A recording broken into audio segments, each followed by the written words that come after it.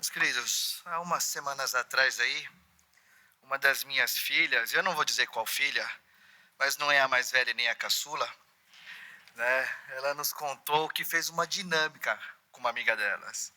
E quando ela falou, eu fiz uma dinâmica com uma amiga minha, a gente já ficou meio cabreiro, a gente já ficou meio alerta. Sabe por quê? Meus queridos, no fundo, dinâmica é só um nome bonito para extrair informações reveladoras e os segredos mais secretos sobre nós e sobre o nosso contexto. É na dinâmica que você mostra quem você de fato é e de onde você vem. Então fica a dica, fique esperto nessas dinâmicas que acontecem por aí. Mas que dinâmica foi essa que a minha filha fez com a amiga dela? Cada uma delas tinha que falar o que achava estranho e diferente na família da outra. Costumes, manias, tradições, comportamentos, interações, etc. E sim, muitas coisas que nós fazemos na nossa família soavam completamente estranhos para a amiga da minha filha. Como, por exemplo, lá em casa, eu e minha esposa, a gente sempre vai dormir na mesma hora, né? Quando possível. Mas geralmente a gente vai dormir na mesma hora. A gente não fica um vendo TV, a gente vai dormir na mesma hora. Isso soava como coisa de outro mundo para a amiga da minha filha. Outra coisa é que a minha esposa, a Olivia, toda vez que elas almoçam em casa, depois do almoço, minha esposa fica conversando com elas a tarde toda. E isso aí para ela era estranhíssimo.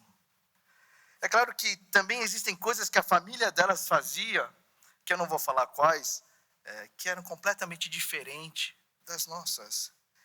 Pessoal, isso não acontece só entre famílias de conhecidos. Essas diferenças brutais, elas podem acontecer dentro da mesma família. E você vai perceber melhor essas diferenças depois que você casa. Aquilo que era um costume, aquilo que era uma mania, uma tradição, aquilo que era tão normal na casa dos seus pais, pode não ser tão normal. E por vezes é algo inaceitável na sua nova casa. Por isso, se você quer uma regra de ouro, vou te dar uma regra de ouro. Você que casou e você que vai casar, nunca, mas nunca, tente replicar integralmente a cultura e a tradição da casa dos seus pais na sua casa. Vai dar ruim. Ou já deu. Meus queridos, cada família tem o seu jeito, tem o seu modus operandi, cada família tem a sua lista de permissões e proibições. E é claro que toda essa introdução, ela não se limita apenas às famílias. Indo um pouco além, cada um aqui, dentro dessa complexidade que é o eu, também tem as suas regras, os seus padrões, as suas vontades, os anseios e desejos. A verdade é que no fundo, cada um aqui também tem o seu próprio reino. E por mais que, de alguma maneira, esse reino funcione, sendo bem sinceros, a gente sabe que as nossas famílias, a gente sabe que o nosso reino não são plenos e nem perfeitos. Sempre há um vazio, sempre há uma briga, sempre há uma decepção, sempre há uma tristeza apesar das alegrias. Mas olhando para o texto que nós vamos refletir hoje, nós podemos ter um vislumbre real do caminho que nós podemos e devemos seguir para que esse nosso reino ele seja cada vez melhor e um dia esse reino seja pleno e perfeito. O texto das Escrituras que nós vamos ver hoje está em Isaías capítulo 60, versos 1 a 14. Isaías 60, 1 a 14. E a palavra diz assim: levante-se e resplandeça, porque já vem a sua luz, e a glória do Senhor está raiando sobre você. Porque eis que as trevas cobrem a terra, e a escuridão envolve os povos, mas sobre você aparece resplandecente o Senhor, e a sua glória já está brilhando sobre você. As nações se encaminham para a sua luz, ó Jerusalém, e os reis são atraídos para o resplendor do seu amanhecer. Levante os olhos ao redor e veja. Todos se reúnem e vêm até você. Os seus filhos chegam de longe e as suas filhas são trazidas nos braços. Ao ver isso, você ficará radiante de alegria e o seu coração baterá forte e se dilatará de júbilo, porque você receberá a abundância do mar e as riquezas das nações serão trazidas a você. O seu território ficará coberto por uma multidão de camelos. Os dromedários de Midian e de Efa, todos virão de Sabá, trarão ouro, incenso e publicarão os louvores do Senhor. Todas as ovelhas de Quedar se reunirão junto de você. Os carneiros de Nebaiote a servirão. Serão aceitos ao serem oferecidos sobre o meu altar. E eu tornarei mais glorioso o templo da minha glória. Quem são estes que vêm voando como nuvens, como pombas voltando ao pombal? Certamente as terras do mar me aguardarão. À frente virão os navios de Tarsis, para trazerem de longe os seus filhos ao Jerusalém, e com eles a prata e o ouro para a santificação do nome do Senhor seu Deus e do Santo de Israel, porque ele revestiu você de glória. Estrangeiros edificarão as suas muralhas, e os seus reis a servirão. Porque no furor eu a castiguei, mas na minha graça tive compaixão de você. Os seus portões estarão sempre abertos, não serão fechados nem de dia nem de noite, para que lhes sejam trazidas as riquezas das nações e conduzidos com elas os seus reis. Porque a nação e o reino que não a servirem perecerão. Sim, essas nações serão totalmente arrasadas. A glória do Líbano virá a você, o cipreste, o almeiro e o bucho, conjuntamente, para adornarem o lugar do meu santuário, e farei glorioso o lugar em que descansam os meus pés. Também virão e se inclinarão os filhos dos que a oprimiram. Todos os que desprezaram se prostrarão até as plantas dos seus pés, e a chamarão cidade do Senhor, a Sião do Santo de Israel. Vou fazer mais uma oração. Senhor Deus, cá estamos, felizes, reunidos na tua casa, gratos pela tua graça e pela tua compaixão, mas nos vemos, ó Deus, diante da tua Santa Escritura. Que o Senhor possa nos ajudar, ó Deus, ao considerarmos tudo isso que o Senhor fala ao teu povo de Israel, aqui através de Isaías, a esperança, a alegria, a verdade que o Senhor trouxe a eles, que o Senhor possa trazer a nós também nessa manhã. Fica conosco, que nós te pedimos e oramos, em nome de Cristo Jesus, amém. Esse trecho aí que nós acabamos de ler, faz parte das profecias que Isaías proferiu ao povo de Deus. E quando nós olhamos para alguns versos, não só desse trecho, mas de todo o capítulo 60, nós vamos perceber que Deus, através de Isaías, está prometendo um reino. Mas é um reino praticamente perfeito. Um reino para onde todas as melhores e mais valiosas coisas do mundo convergem. É um reino onde todos, desde os reis e os poderosos, querem estar e habitar. É um lugar espetacular. Mas o que nós não podemos esquecer é que, apesar da promessa de um reino perfeito, o contexto que o povo de Deus vivia, tanto em Israel, reino do norte, como em Judá, reino do sul, não era nada bom. E por que o contexto do povo de Deus não é bom? Porque os 4 reis, Uzias, Jotão, Acás e Ezequias, que governavam o povo de Deus em Judá, durante os 40 anos do ministério profético de Isaías, eles vacilavam e oscilavam em 2 coisas. Eles vacilavam e oscilavam entre servir a Deus plenamente, e se você vê a história desses reis, a descrição deles e eles faziam o que o Senhor aprovava. Mas ao mesmo tempo eles oscilavam em outra coisa. Eles davam pequenas concessões, eles faziam pequenas concessões, davam pequenas liberdades para o povo adorar outros deuses em diversos altares, colocados nos lugares altos, em diversos lugares, em diversos montes de Judá. E como diz aquele velho ditado, se você dá a mão, eles querem o braço. essas pequenas liberdades, essas pequenas concessões trouxeram uma desgraça plena. O povo de Deus se afasta e se desvia completamente, adorando e servindo deuses falsos. Só um parênteses aqui, trazendo para perto de nós essa parte.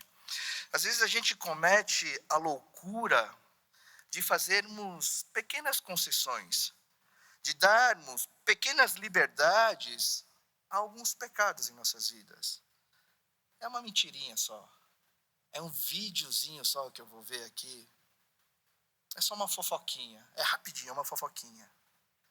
É só um desviozinho aí de caminho, mas é rápido, prometo que eu volto. É uma folguinha de domingo para a gente não vir no culto. É uma pausinha aí, ó. Vamos dar uma pausadinha bem rápida nas coisas de Deus, na leitura da palavra, na oração, na meditação. Mas essas pequenas concessões, essas pequenas liberdades que nós damos ao pecado em nossas vidas, elas sempre acabam minando e, por fim, comprometendo toda a nossa relação com o Senhor. Meus queridos, não se brinca com o pecado. Nós não podemos dar ou ceder 1 milímetro sequer para o pecado. Sabe por quê? Porque o pecado, ele sabe se aproveitar de cada milímetro que nós concedemos a ele. Para nós, nessa luta contra o pecado, cada milímetro conta. Não brinque com o pecado. A gente não aguenta. Fecha parênteses, voltando ao texto. Então, porque o povo tem se desviado, o Senhor, no seu furor, a sua ira, ele revela antecipadamente, através de Isaías, a sua decisão de castigá-los, de destruir Jerusalém, inclusive destruir o seu templo e exilar o seu povo por um período de 70 anos lá na Babilônia. Mas isso só vai acontecer depois de 100 anos. Mas ao mesmo tempo em que Deus envia o castigo do povo, por pura graça e compaixão, em 2 momentos, entre os capítulos 44 e agora no capítulo 60, Deus traz uma revelação antecipada da restauração gloriosa de Jerusalém. E eu vou dar uma resumida nisso tudo que nós lemos hoje, porque é um negócio muito comprido, mas é algo muito belo, meus queridos. Né? A palavra diz hoje que a cidade de Jerusalém, que será destruída pelos babilônios, ela será reconstruída. E ela será reconstruída para resplandecer a luz de Deus. Jerusalém se tornará o destino de todas as nações e todos os reis. O povo de Deus virá de longe. Ele será novamente reunido ali, com grande alegria, com grande júbilo. As riquezas, elas virão de todos os lados para Jerusalém. As riquezas virão por terra, através dos camelos e dos dromedários, dos midianitas e do povo de Éfa. Quem são os midianitas? Quem é esse povo de Éfa? Nos tempos antigos, eram povos mercadores. A riqueza andava com eles, e esses povos vão chegar em Jerusalém. Mas as riquezas também chegariam, elas viriam pelo mar, através dos navios carregados de ouro e prata, que saem de Tarsis. A palavra diz que de Sabá. Sabá fica a mais de 9.000 quilômetros de distância de Jerusalém. E que de Sabá viriam mais riquezas, mais ouro, incenso e louvores. Ovelhas e carneiros da melhor qualidade, trazidos de Quedar, lá na Arábia. E também de Nebaiote, na região de Petra, seriam tão abundantes na cidade de Jerusalém, que o templo do Senhor nunca teria falta, ou nunca ficaria sem sacrifícios e ofertas diárias. E por falar em templo, do Líbano virão madeiras nobres, de todo tipo, o cipreste, o almeiro, o bucho, para adornar e enfeitar o templo do Senhor, deixando-o completamente glorioso. Até os inimigos de Judá virão se humilhar e reconhecer a importância e a glória de Jerusalém como sendo a cidade do Senhor. A Sião do Santo de Israel, como está escrito no verso 14, virão e se inclinarão os filhos dos que a oprimiram. Todos os que a desprezaram se prostrarão até as plantas dos seus pés e reconhecerão que Jerusalém é a cidade do Senhor, a Sião do Santo de Israel. E se isso não bastasse, se tamanha glória, tamanha bênção não bastasse a Jerusalém, se nós seguirmos o restante do capítulo 60, eu espero que você faça isso na sua casa, que você chegue em casa e leia o capítulo 60 de Isaías, ali o profeta, ele dá uma palavra, ele profetiza uma mudança de patamar, vamos dizer, na qualidade de vida do povo. O verso 17 diz que ao invés de bronze, ouro, ao invés de ferro, prata, ao invés de madeira, bronze, ao invés de pedra, ferro. Há ali uma subida de qualidade de vida de todo o povo. E por fim, Isaías vai profetizar algo que todos, tanto o povo daquele contexto, como o povo nos dias de hoje, anseia e deseja: paz em todas as suas fronteiras, como está escrito no verso 18. Nunca mais se ouvirá falar de violência na sua terra, nem de ruína ou de destruição em seu território. Mas as suas muralhas você chamará salvação, e os seus portões louvor. Paz plena em todo lugar, em todas as fronteiras. E quando a gente olha para essa revelação, de maneira óbvia, nós chegamos à conclusão de que Jerusalém, essa Jerusalém reconstruída, ela será um lugar espetacular. Que o povo de Deus viverá e desfrutará de um reino pleno e perfeito. O que para nós pode parecer apenas um sonho. O que para nós pode parecer algo muito distante. No entanto, meus queridos, para os israelitas, viver e desfrutar de um reino pleno e perfeito desse tipo não era novidade nenhuma. Sabe por quê? Porque se nós olharmos com atenção para esse capítulo, nós vamos perceber que em muitos aspectos, a profecia de Isaías sobre a restauração de Jerusalém, aqui no capítulo 60, nos remete ao reino nos tempos de Salomão. O reinado do rei Salomão, descrito em 1 Reis, é marcado por algumas coisas. É marcado por uma riqueza abundante, vinda de todos os lados também, dos reis, dos mercadores, dos navios de Tarsis. A palavra diz que nos tempos de Salomão a prata não tinha valor nenhum.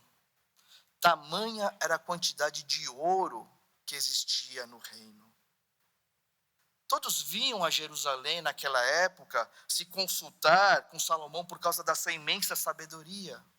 Inclusive a rainha de Sabá, de onde virão ouro e incenso.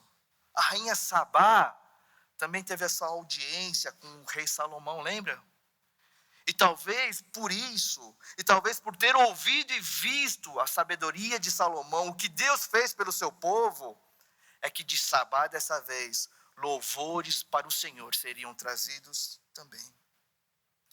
Ao contrário do seu pai, o rei Davi, Salomão viveu quase todo o seu reinado desfrutando de paz. E paz em todas as fronteiras. E é por isso que ele dedicou 20 anos para a construção do templo glorioso, de um templo glorioso para Deus, adornado com ouro puro e com madeiras do Líbano, o cipreste, o mero e o bucho. Tá, mas a pergunta então é, por que o Senhor, através da profecia de Isaías, leva o seu povo a relembrar os tempos do rei Salomão? A pergunta é, por que Deus, através de Isaías, no capítulo 60, faz o seu povo se relembrar dos tempos áureos do reinado de Salomão? E a resposta para essa pergunta é um tanto simples, meus queridos. Deus faz isso para mostrar ao povo que o reino tem a ver com o rei.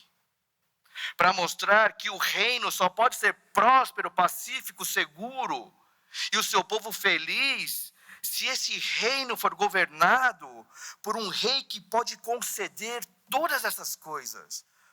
Como era o reinado de Salomão por causa de Salomão. Só que Isaías capítulo 60, meus queridos, ele vai além disso. Muito além de ser uma lembrança nostálgica e saudosa de um reino muito glorioso do passado. Nos versos 19 e 20, nós temos a descrição de um reino muito mais glorioso do que o próprio reino de Salomão. Está escrito assim nesses versos. Nunca mais o sol será a sua luz durante o dia, e o resplendor da lua nunca mais a iluminará, pois o Senhor será a sua luz perpétua. O seu Deus será a sua glória.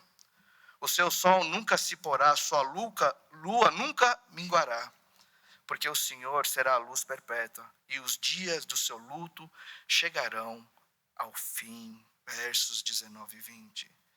De que reino é esse que Isaías está profetizando? É o mesmo reino descrito lá em Apocalipse capítulo 22. Que reino é esse? Qual é o reino que é muito mais glorioso do que qualquer reino que já passou e que já existiu? Muito mais glorioso que o reino de Salomão. É o reino de Deus. E quem vocês acham que é o rei desse reino? Jesus Cristo, é claro, o Rei dos Reis. Meus queridos, guardem isso. A verdade esperançosa que o Senhor, na sua graça, trouxe ao povo naquele contexto, e que Deus, na sua graça, também hoje traz para nós, o seu povo, é que existe um reino muito mais glorioso do que o reino de Salomão. De que há um reino que engloba, suplanta e supera de longe o reinado mais austero e glorioso que o povo de Deus já viveu em toda a sua história. Existe um reino assim, e esse reino é o reino de Deus. E não deve ser surpreendente para nós que o reino de Deus seja infinitamente mais glorioso que o reino de Salomão. Porque Cristo, o nosso rei, ele é infinitamente mais glorioso do que Salomão e qualquer outro rei. O reino tem a ver com o seu rei. Tá, mas trazendo para nós, o que tudo isso tem a ver conosco? Lembram lá na introdução? Nós também temos um reino. Você tem um reino. Um reino formado por diversas realidades carregadas de relacionamentos interpessoais. Sejam na família, seja entre amigos, no trabalho, aqui na igreja, com Deus, até mesmo com o seu eu. Nós temos um reino formado por diversas esferas. A sociedade, os sentimentos, a cultura, os valores, as tradições, os modismos que tanto enchem as nossas bagagens, influenciando quem somos, o que fazemos. Nós temos um reino. Você tem um reino. Mas, sinceramente, um reino que, apesar dos nossos esforços, continua capengando. E a gente nem precisou fazer uma dinâmica aqui para enxergar que o nosso reino é um reino que está longe de ser perfeito ou pleno. Mas é um reino cheio de relacionamentos quebrados. É um reino cheio de incertezas e inseguranças. Um reino cheio de deuses falsos. E por isso, cheio de valores, propósitos e identidades corrompidas. É um reino cheio de fontes impróprias, como nós ouvimos na semana passada. E diante disso, a pergunta que nós temos que fazer é o tema da pregação. O reino, esse seu reino, É do rei Cristo ou é do rei eu? Porque, meus queridos, se nós continuarmos sendo os reis do nosso reino, ele continuará estagnado e afundado até o pescoço de ruínas e destroços. Pense no seu reino. Pense nas misérias do seu reino, nas intrigas, nas dores, no sofrimento, no medo, na apreensão e na ansiedade sem fim que marcam os reinos de hoje. Se continuarmos sendo reis do nosso reino, ele nunca será próspero, seguro, pacífico, e nós nunca seremos felizes, porque nós não somos capazes de nos conceder nada disso. E nós não somos capazes de conceder simplesmente porque nós não fomos criados para sermos reis. Nós não fomos criados para nos sentarmos no trono. Então, se apesar de Cristo, ainda estamos sentados no trono de nossas vidas, se apesar de Cristo ainda estamos sentados no trono do nosso reino, nós somos reis não apenas imperfeitos, nós somos reis ilegítimos, uns impostores. E o nosso reino é o reflexo disso. O reino tem a ver com o rei. E para concluir, então, a pergunta que deveria surgir desesperadamente em nossos corações é: o que nós devemos fazer?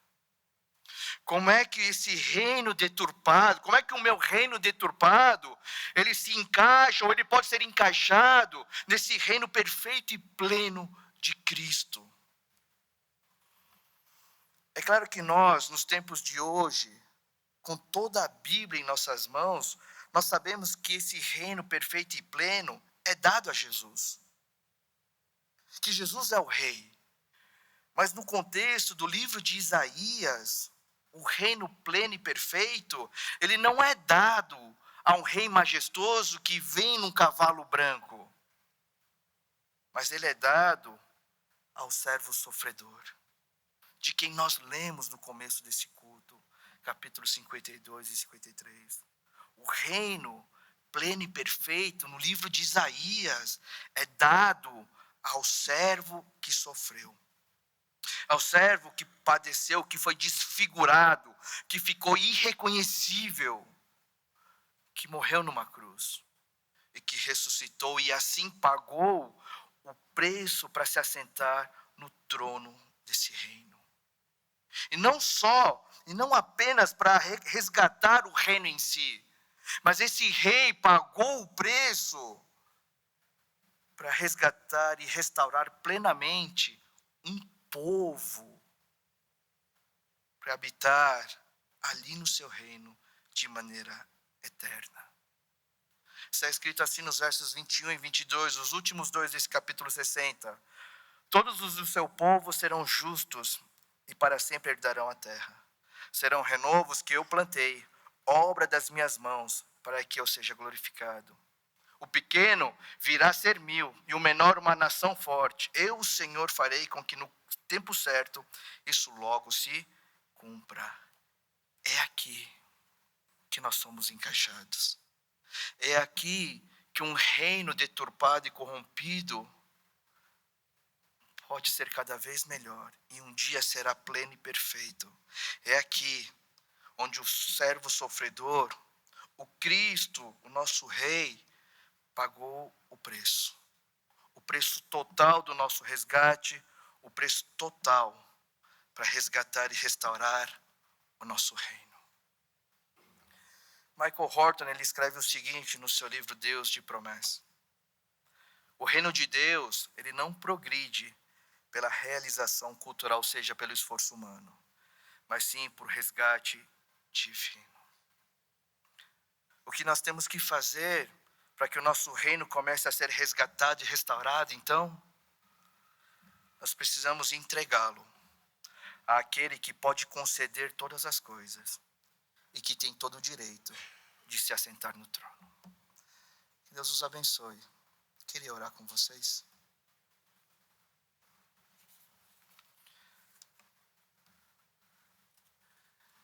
E antes da gente orar, queria que você pudesse refletir em algumas coisas. Queria que você pudesse aí pensar no seu reino,